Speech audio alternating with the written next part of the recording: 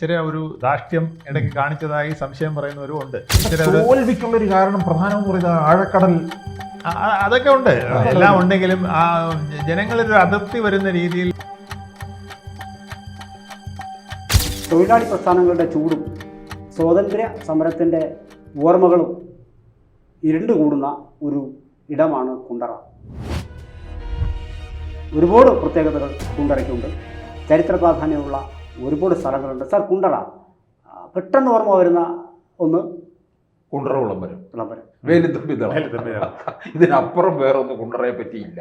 പിന്നെ എനിക്ക് വരുന്നത് അവിടെ ഈ കളിമൺ ഉണ്ട്, ധാരാളം കളിമൺ ഫാക്ടറിയും ഉണ്ടല്ലോ. അതിനൊക്കെ പ്രത്യേക ഒരു മണ്ണാണ് അവിടെ ഉള്ളത്. ഈ ഇത്തിക്കര ആറിൻ്റെയൊക്കെ തീരത്ത് ഒരു പ്രത്യേക വിഭാഗമാണ്. അതൊരു ഇതാണ്. തിരുവനന്തപുരത്ത് നിന്ന് കൊല്ലത്തേക്ക് പോകുമ്പോൾ കൊട്ടിയത്ത് നിന്ന് തിരിഞ്ഞു പോകണം. പിന്നെ പോയ തവണ മെഴ്സിക്കുട്ടിയാണ് പരാജയപ്പെട്ടത് അല്ലേ. ഇതിൻ്റെ ഈ കൊല്ലം നഗരത്തിൽ നിന്ന് ഒരു 15 കിലോമീറ്റർ മാറിയാണ്, കിഴക്കായിട്ടാണ്, അഷ്ടമുടിക്കായലിൻ്റെ തീരത്തായിട്ടാണ് ചുറ്റപ്പെട്ട് കിടക്കുന്ന ചെറിയ കുന്നുകളും താഴ്വരകളും ഒക്കെയുള്ള ഈ മണ്ടറത്തുരുത്തൊക്കെ ഈ ഇതിൽ വരുന്നതാണ്. ടൂറിസത്തിന് വലിയ സാധ്യത ഉള്ള ഇടമാണ്. പിന്നെ അതുപോലെ തന്നെ കുണ്ടറ, എളമ്പല്ലൂർ, കൊറ്റങ്കര, നെടുമ്പന, പേരയം, പെരിനാട്, തൃക്കോവിൽവട്ടം എന്നീ ഗ്രാമപഞ്ചായത്തുകൾ ചേർന്നതാണ് ഈ കുണ്ടറ വിളംബരം എന്ന് പറയുമ്പോഴേ നമ്മൾ ഓർക്കേണ്ടത് സ്വാതന്ത്ര്യ സമര ചരിത്രത്തിലെ ആദ്യ ഏടാണത്. എന്ന് വെച്ചാൽ ബ്രിട്ടീഷുകാരോട് നേരിട്ട് വെല്ലുവിളിക്കുന്ന ഒരു മലയാളി എന്ന് പറയുന്നത് നമുക്ക് ഏവർക്കും അഭിമാനിക്കാവുന്ന ഒരു കാര്യമാണ്. ബ്രിട്ടീഷുകാരോട്, അന്നത്തെ സൂര്യനസ്തമിക്കാത്ത സാമ്രാജ്യത്തോട് ഇവിടെ ഒരു വാളം വെച്ചുകൊണ്ടൊരു പിന്നെ പ്രധാനമന്ത്രി, ബ്രിട്ടീഷ് കേരളത്തിൽ തിരുവിതാംകൂറിന്റെ പ്രധാനമന്ത്രി ബ്രിട്ടീഷുകാരെ എങ്ങനെ വെല്ലുവിളിക്കുക എന്ന് പറയുന്നത് അവർ തന്നെ ഞെട്ടിപ്പോയി. അങ്ങനെ ഒരാള് നമ്മളെ വെല്ലുവിളിക്കുന്നു. 1857 ഏതാണ്ട് ഒരു 50 വർഷം മുമ്പാണിത്. അതാണ് ആ കാലഘട്ടം കൂടെയാണ് ആലോചിക്കേണ്ടത്. പിന്നെ വ്യവസായങ്ങൾക്ക് അനുയോജ്യമായിട്ടുള്ള മണ്ണാണ്. കശുവണ്ടി തൊഴിലാളികളും ഒക്കെ ധാരാളം. അതിനേക്കാൾ വ്യവസായികൾ പറയുമ്പോൾ അലുമിനിയം ഇൻഡസ്ട്രീസ്, അലിൻഡ് കുണ്ടറ അലിൻഡ് ഓട് ഫാക്ടറി ധാരാളം ഉണ്ടായി. ഓട് ഫാക്ടറി ഉണ്ട്. പിന്നെ ടൈൽ ഫാക്ടറികൾ, അലുമിനിയം ഇൻഡസ്ട്രീസ് വളരെ പ്രധാനമായിരുന്നു. അത് കേരളത്തിൽ KSEBക്ക് ലൈൻ വലിക്കാനൊക്കെ ഏറ്റവും കൂടുതൽ പിന്നെ ലൈനിന് വേണ്ടിയിട്ട് സപ്ലൈ ചെയ്തിരുന്നത് ഇവിടുന്നാണ്. ഈ ചെങ്ങന്നൂരിൽ പിന്നെ തോറ്റ് അങ്ങനെ നിന്ന PC വിഷ്ണുനാഥിന് കേരളത്തിൽ ശക്തമായ LDF തരംഗം ഉണ്ടായപ്പോൾ പോലും കൊല്ലം ജില്ലയിൽ 2 മണ്ഡലങ്ങൾ UDFന് അനുകൂലമായിട്ട് വന്നു. ഒന്ന് കരുനാഗപ്പള്ളി, മറ്റൊന്ന് കുണ്ടറ. നോക്കട്ടെ, ആ LDF തരംഗത്തിൽ പോലും മേഴ്സിക്കുട്ടിയമ്മ വീണുപോയതാണ് അതേവരെ ഞെട്ടിപ്പിച്ചത്. 2 കാര്യങ്ങളുണ്ട്. മേഴ്സിക്കുട്ടിയമ്മയോട് CPMന്റെ ഇപ്പോഴത്തെ നേതൃത്വത്തിന് ചെറിയൊരു അതൃപ്തി ഉണ്ടായിരുന്നു എന്ന് പറയുന്നുണ്ട്. ഒന്ന് VS, പിന്നെ VSന്റെ ഒരു അനുഭാവം എന്തോ ഒരു പ്രശ്നം അവിടെ കിടന്നിരുന്നു. അപ്പോൾ അതിൻ്റെ ഒരു പ്രശ്നമുണ്ട്. പിന്നൊന്ന് മേഴ്സിക്കുട്ടിയമ്മ ഇച്ചിരി ഒരു ധാർഷ്ട്യം ഇടയ്ക്ക് കാണിച്ചതായി സംശയം പറയുന്നവരും ഉണ്ട്. അവരുടെ ഒരു മനോഭാവത്തിൽ പഴയ രീതിയിൽ നിന്ന് മാറി ഇച്ചിരി തോൽവിക്കുള്ളൊരു കാരണം പ്രധാനമെന്ന് പറയുന്നത് ആഴക്കടൽ അതൊക്കെ ഉണ്ട്. എല്ലാം ഉണ്ടെങ്കിലും ആ ജനങ്ങളൊരു അതിർത്തി വരുന്ന രീതിയിൽ മേഴ്സിക്കുട്ടിയമ്മ പെരുമാറിയോ എന്ന് സംശയിക്കുന്ന ഒരു വലിയ വിഭാഗം അവിടെ ഉണ്ട് എന്നുള്ളതാണ് സത്യം. അക്കാലത്തെ മുന്നണി യോഗങ്ങളിലും ഒക്കെ വളരെ കൃത്യമായി സംസാരിച്ചതിന്റെ വാർത്തകളും മറ്റും മാധ്യമങ്ങളിലൊക്കെ വന്നിരുന്നു. പക്ഷെ ഇപ്പൊ PC വിഷ്ണുനാഥ് വലിയ പിന്നെ ഒരു അതുകൊണ്ട് ഈ കുണ്ടറ മണ്ഡലത്തിന്റെ കണക്കൊന്ന് നോക്കിക്കഴിഞ്ഞാൽ ഒരു കാര്യം കൂടി, കുണ്ടറ മണ്ഡലത്തിൽ നമ്മുടെ പഴയ പേര് സാറത്ത് പറയുമ്പോൾ ഞാൻ സൂചിപ്പിക്കാൻ ഉദ്ദേശിച്ചതാണ് പെരിനാടെന്നായിരുന്നു. പെരിനാടാണ് പെരിനാടാണ്. അത് എടുത്തു പറയാൻ കാര്യം എന്ന് വെച്ചാൽ പത്തനംതിട്ട ജില്ലയിൽ ഒരു പെരുന്നാടുണ്ട്. അത് ശബരിമലയ്ക്ക് സമീപം. ഇത് പെരിനാട്, പെരുമൺ ദുരന്തത്തിന്റെ അടുത്തുള്ള പെരിനാട്. അപ്പോൾ ഈ മണ്ഡലം പൊതുവെ നോക്കുമ്പോൾ 14 തവണ തെരഞ്ഞെടുപ്പും ഉപതെരഞ്ഞെടുപ്പുകളൊക്കെ ആയിട്ട് 14 തവണ നടന്നതിൽ 7 പ്രാവശ്യം CPMനും കിട്ടിയിട്ടുണ്ട്, 7 പ്രാവശ്യം കോൺഗ്രസിനും കിട്ടിയിട്ടുണ്ടെന്നുള്ളതാണ് ഈ മണ്ഡലത്തിൻ്റെ ഒരു പ്രത്യേകത. അതിൽ 1970 മുതൽ 77 വരെയും 77-80ലും 2 പ്രാവശ്യമായിട്ട് റഹീം, ഇന്നത്തെ റഹീം അല്ല, പഴയ കോൺഗ്രസിൻ്റെ പ്രഗത്ഭനായ നേതാവ് റഹീം അവിടെ വിജയിച്ചിട്ടുണ്ട്. പിന്നെ ജയിച്ചിട്ടുള്ളത്, ഏറ്റവും കൂടുതൽ പ്രാവശ്യം ജയിച്ചിട്ടുള്ളത് മേഴ്സിക്കുട്ടിയമ്മയാണ്.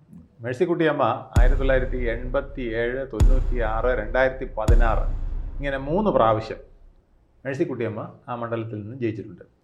ഇതിനു മുമ്പ് ചെങ്കൊടി പാറിച്ച ആൾ പ്രധാനം നമ്മുടെ ഇന്നത്തെ CPM പാർട്ടി സെക്രട്ടറി, അഖിലേന്ത്യാ സെക്രട്ടറി MA ബേബിയാണ്. MA ബേബി 2006-ലും 2011-ലും 2 പ്രാവശ്യം ഇവിടെ നിന്ന് വിജയിച്ചിട്ടുണ്ട്. ഏതാണ്ട് ഒരേ അന്നാണ് ഒരേ 2006 അന്നാണ് വിദ്യാഭ്യാസ വകുപ്പ് മന്ത്രിയായി മന്ത്രിയായും അതെ മന്ത്രിസഭയിൽ 2006-ൽ വിദ്യാഭ്യാസ മന്ത്രിയായിട്ട് അദ്ദേഹം ഇരുന്നിട്ടുണ്ട്. ഇനി 2016-ലെ 2021-ലെ നമ്മൾ ആ വോട്ടിംഗ് ഒന്ന് നോക്കിക്കഴിഞ്ഞാൽ, വോട്ടിംഗ് രീതി ഒന്ന് നോക്കിക്കഴിഞ്ഞാൽ, മേഴ്സിക്കുട്ടിയമ്മയായിരുന്നു 2016-ൽ CPM-ന് വേണ്ടി മത്സരിച്ചത്. മേഴ്സിക്കുട്ടിയമ്മയ്ക്ക് 51.81% വോട്ട് കിട്ടി. 79,047 വോട്ടാണ് കിട്ടിയത്. അന്ന് മത്സരിച്ചത് രാജ്മോഹൻ ഉണ്ണിത്താനാണ്. രാജ്മോഹൻ ഉണ്ണിത്താൻ ഇവിടെ പലയിടത്തു നിന്ന് മത്സരിച്ചിട്ട് ഒരിക്കലും വിജയിക്കാത്ത ഒരാളാണ്. പക്ഷേ കാസർഗോഡ് ചെന്ന് ആ കുറിയും കൂടെ ഒന്ന് മാറ്റപ്പോൾ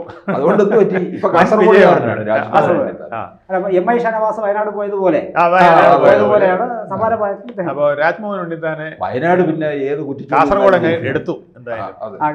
അപ്പൊ ഇവിടെ പക്ഷേ അടി പറ്റിപ്പോയി. ഇവിടെ മേഴ്സിക്കുട്ടിയമ്മയുടെ അദ്ദേഹം ദയനീയ പരാജയമാണ്. അതായത് 51% മേളിലോട്ട് മേഴ്സിക്കുട്ടിയമ്മ കിട്ടിയപ്പോൾ ഇദ്ദേഹത്തിന് 31% അടുപ്പിച്ചേ കിട്ടിയുള്ളൂ. അതെനിക്കൊന്നും സാർ കൊണ്ടിറക്കാം. പിന്നെ കൊല്ലംകാർക്ക് രാജ്മോഹൻ ഉണ്ണിത്താനെ ഭംഗിയായിട്ട് അറിയാം. കുറവുണ്ട്. 48,587 വോട്ടേ കിട്ടിയുള്ളൂ. മേഴ്സിക്കുട്ടിയമ്മയ്ക്ക് 79,047 വോട്ട് കിട്ടി. അവിടെ MS ശ്യാംകുമാർ എന്ന് പറഞ്ഞ BJPയുടെ സ്ഥാനാർത്ഥി 2016-ൽ നിന്ന് 20,257 വോട്ട് പിടിച്ചു. 13.28% അദ്ദേഹത്തിന് വോട്ട് കിട്ടിയത്. 2011-ൽ പിന്നെ ഇതിന് മുമ്പത്തേത് അന്ന് MA ബേബിയാണ് മത്സരിച്ചിരുന്നത് CPM-ന് വേണ്ടിയിട്ട്. MA ബേബി 67,135 വോട്ട് പിടിച്ചു. 52% പുറത്ത് 52.48% കിട്ടി. P. ജെർമിയാസ് ആണ് ഇന്ത്യൻ നാഷണൽ കോൺഗ്രസിന് വേണ്ടി മത്സരിച്ചത്.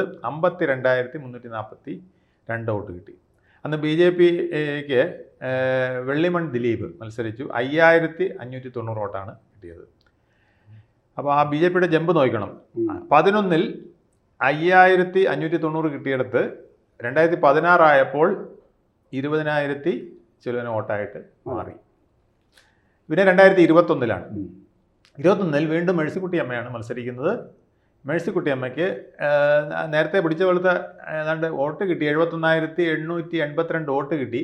പക്ഷേ വോട്ടിംഗ് ശതമാനം വളരെ കുറഞ്ഞു, 45.96 വിഷ്ണുനാഥിന് ഇന്ത്യൻ നാഷണൽ കോൺഗ്രസ് അന്ന് യുവത്വത്തിൻ്റെ പ്രതീകം എന്നൊക്കെ പറഞ്ഞ് അവിടെ ഇറങ്ങി മണ്ഡലം ഇളക്കി മറിച്ച് പ്രചരണമൊക്കെ ആയിട്ട് 76,405 വോട്ട് മേഴ്സിക്കുട്ടിയമ്മയേക്കാൾ 5,000 അടുപ്പിച്ച് 5,000 മേൽ വോട്ടിൻ്റെ ഭൂരിപക്ഷത്തിൽ കിട്ടിയതാണ്. 48.85% കിട്ടി.